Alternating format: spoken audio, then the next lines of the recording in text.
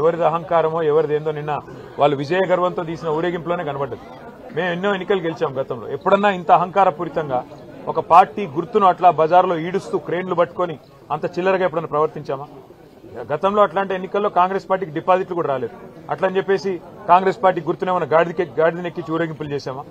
అహంకారం ఎవరిదో, ఆత్మవిశ్వాసం ఎవరిదో, భవిష్యత్ ఎవరిదో తప్పకుండా తెలంగాణ ప్రజలు నిర్ణయిస్తారు.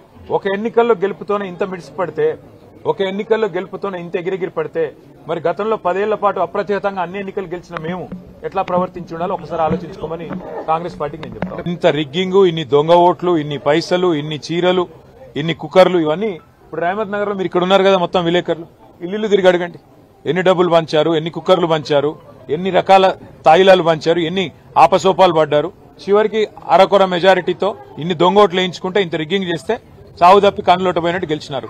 అదో గెలుపు అనుకుంటే అది వాళ్ళ కర్మ, నేనేం చేయలేదు.